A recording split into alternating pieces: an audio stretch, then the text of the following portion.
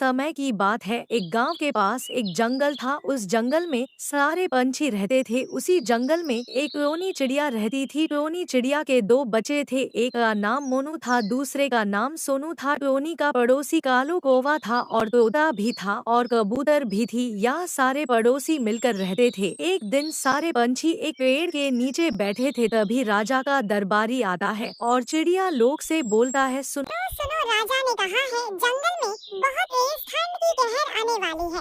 जल्दी से अपना अपना घोंसला अच्छे से बना लो। इतनी बात बोलकर दरबारी वहाँ से चला जाता है।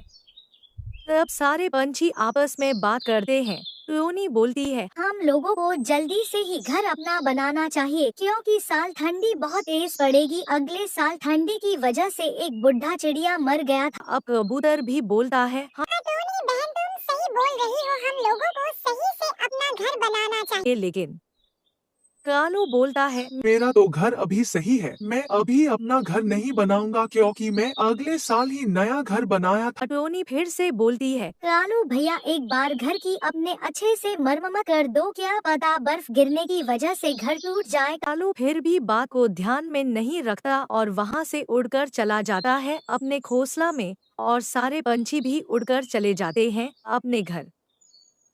शाम हो जाती है। टोनी आकार घर में खाना बना रही थी। खाना बनाने में अभी समय था। अब टोनी का बेटा बोलता है, माँ क्या हुआ, आज बहुत टेंशन में हो। जब से तुम जंगल से आई हो तभी से उदास होकर बैठी हो। तब टोनी बोलती है, क्या अब बताऊं बेटा, राजा ने कहा है जंगल में बहुत तेज ठंडी पड़ने वाली है और घर को अच्छे से बनने के लिए कहा है और अपना घर तो एक साल पुराना हो गया है। इतनी बात बोलकर उधर खाना भी पक गया था। टोनी अपने बच्चों को खाना देती है। तीन लोग खाना खाकर सो जाते हैं। सुबह होने के बाद एक पेड़ के नीचे सारे पंछी मिलते हैं, लेकिन कालू नहीं आता। तब टोनी कबूतर से बोलती है, कबूतर बहन, ठंडा तो पड़ना शुरू हो गया है, हम लोगों को जल्दी जल्दी घर बनाना चाहिए। तब कबूतर बोलती है, हम सही बोल रही हो, हम लोगों को जल्दी जल्दी घर बनाना चाहिए, ना तो ठंडी ज्यादा पड़ने लगेगी तो हम लोग को बनाने में मुश्किल हो जाएगा। तोता भी बोलता है, तो चलो आज हम लोग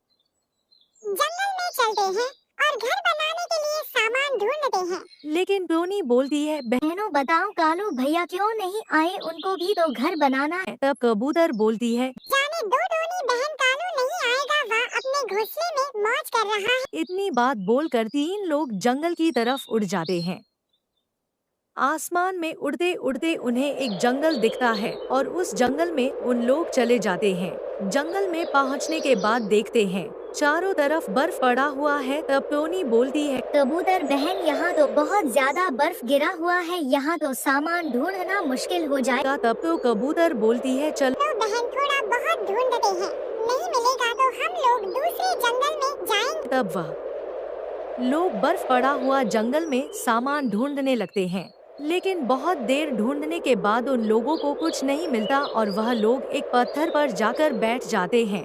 तब कबूतर बोलती है, टोनी बहन शाम हो गया है, चलो घर चलते हैं, क्या लाएंगे सामान ढूंढने दूसरे जंगल में। तब टोनी बोलती है, हाँ बहन तुम सही बोल रही हो, मेरे घर में दो बच्चे भी हैं। इतनी बात बोलकर वह लोग घर की तरफ उड़ने लगते हैं। घर पर पहुंचने के बाद टोनी खाना बनती है। फिर उसका बच्चा बोलता है, क्या हुआ यार, आज जंगल माँ गई थी सामान ढूंढने। तब टोनी बोलती है, हाँ बेटा गई थी लेकिन सामान मिला नहीं, जंगल में बहुत बहुत ज्यादा बर्फ गिरा हुआ था, यही वजह से घर बनाने के लिए सामान नहीं मिला। कल सुबह हम लोग दूसरे जंगल में जाएं। खाना खाकर फिर सो जाते हैं। फिर सुबह हो जाती है।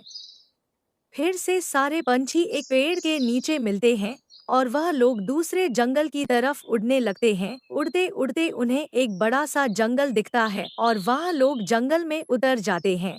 और उतरने के बाद टोनी बोलती है, यहाँ तो बर्फ नहीं पड़ी हुई है, चलो जल्दी जल्दी सामान ढूंढते हैं और एक पेड़ के नीचे मिलते हैं। एक तरफ टोनी निकल जाती है, एक तरफ कबूतर निकल जाता है और एक तरफ सामान ढूंढने तोता निकल जाता है। सामान ढूंढकर एक पेड़ के नीचे सारे मिल जाते हैं।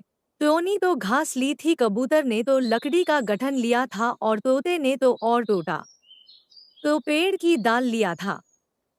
सारा सामान लेकर वह लोग घर की तरफ उड़ने लगते हैं। उड़ते उड़ते वालों घर के पास पहुंच जाते हैं। अगली सुबह वह लोग घर बनाने लगते हैं। जब टोनी घर बन रही थी तो कालू आता है और बोलता है, टोनी बहन तुम काम कर रही हो, मेरा तो घर बहुत अच्छा है, मैं तो आराम से मौज कर रहा हूँ। टोनी बोलती है कालू भैया अभी भी समय है, अपना घर अच्छे से बना लो ना तो बहुत पछता। कि कालू हंसकर वहाँ से उड़ जाता है और तोते के पास जाता है। तोता भी घर बना रहा था उसके पास भी, लेकिन उसका मजाक तो आता है और बोलता है, तुम लोग करो काम में तो आराम से मजा ले रहा हूँ। इतनी बात बोलकर वहाँ से उड़ जाता है और जाता है कबूतर के पास, जेकर उसका भी मजाक उड़ाता है और बोलता है, तुम लोग काम करके मर जाओगे, मेरी तरह ऐश की जिंदगी जियो। फिर इतनी बात बोलकर वहाँ से भी उड़ जाता है। सब लोग का घर बन जाता है, टोनी का घर भी नया बन जाता है, कबूतर का भी घर नया बन जाता है और तोते का भी घर नया बन जाता है।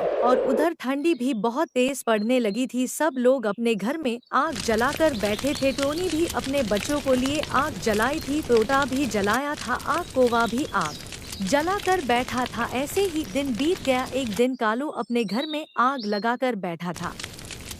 अचानक से उसके घर में आग लग जाती है। जैसे तैसे कालू वहाँ से उड़कर बाहर आ जाता है और उसका घर जलकर राख हो जाता है। अब कालू क्या करे, एक पेड़ के नीचे जाकर बैठ जाता है और उसे ठंडी भी बहुत तेज लग रही थी। तब वह सोचता है, टोनी बहन के घर चलता हूँ और बोलूँगा, बहन मुझे अंदर ले लो और अपनी मुसीबत बताऊंगा। तब कालू टोनी के घर की तरफ उड़ जाता है। टोनी के घर के बाहर पहुंचने के बाद दरवाजा खटखटाता है। तब टोनी बाहर आती है और बोलती है, क्या हुआ कालू भैया इतनी ठंडी में? तब कालू अपनी सारी बात बताता है जो उसके साथ हुआ था। टोनी बोलती है, मेरे पास जगह नहीं है, मैंने इस बार छोटा घर बनाया है और मेरे 2 बच्चे भी। हाय इतनी बात बोलकर टोनी घर के अंदर चली जाती है। कालू भी दुखी होकर वहाँ से उड़ जाता है। तब कालू कबूतर के घर के बाहर जाता है और उसका भी दरवाजा खटखट है और कबूतर भी बाहर आती है और आकार बोलती है, क्या हुआ कालू भैया इतनी ठंडी में जो आए हो मेरे घर? तब कालू उसे अपनी सारी बात बताता है जो टोनी को बताया था। कबूतर भी मन कर देती है और बोलती है, मेरे घर पर जगह नहीं है, आप जाइए और कहीं देख लीजिए। ये दुखी होकर कालू वहाँ से उड़ जाता है और जाकर तोता के घर के सामने बैठ जाता है और तोता का दरवाजा बजाता है। तोता भी बाहर आता है और आकार बोलता है, क्या हुआ कालू भैया इतनी ठंडी में क्या कर रहे हो मेरे घर के बाहर? कालू भी उसे अपनी सारी बात बताता है, लेकिन तोता भी मन कर देता है और अब कालू के पास कोई रास्ता नहीं बचा था। कालू अभी पेड़ के नीचे जाकर बैठ जाता है और उसके पास कोई खाने के लिए सामान भी नहीं था, क्योंकि घर के साथ सामान भी जल गया पूरा। ऐसे ही 1-2 दिन बीत गए। टोनी के घर तोता और कबूतर आया। तीनों लोग बात करने लगे। कबूतर बोलती है, टोनी बहन हम लोगों को कालू भैया की मदद करनी चाहिए। और तोता भी बोलता है, हाँ बहन करनी चाहिए। टोनी बोलती है, चलो। कालू भैया को ढूंढते हैं और उन्हें ढूंढकर घर पर लेकर आते हैं। तब वह लोग ऊंचे आसमान में उड़ने लगते हैं। उड़ते उड़ते ऊपर से देखते हैं कालू एक पेड़ के नीचे लेटा हुआ था। टैब 3 लोग उसके पास जाते हैं। पास पहुंचने के बाद टोनी बोलती है, कालू भैया उठो, हम लोग आपको घर ले जाने के लिए आए हैं। तब कालू उठता है और बोलता है, क्या करे, 3 लोग आए हो मेरे पास, तुम लोगों ने तो मुझे भगा दिया था मुसीबत में, तुम लोगों ने मेरा साथ नहीं दिया, तुम लोग कैसे पड़ोसी। तो तब कबूतर बोलती है, हम लोग जानबूझकर तुम्हें घर से भगाया था कि तुम्हें पता तक हो समय पर काम न करने की वजह से कितना संकट आ सकता है। तब कालू बोलता है, हाँ बहन मुझे समझ में आ गया है कि समय पर काम करना कितना जरूरी होता है। इतनी बात बोलकर चारों लोग घर की तरफ उड़ने लगते हैं। अब सारे लोग अच्छे से अपने अपने घर में रहने लगते हैं। कालू कबूतर के घर पर रहता है।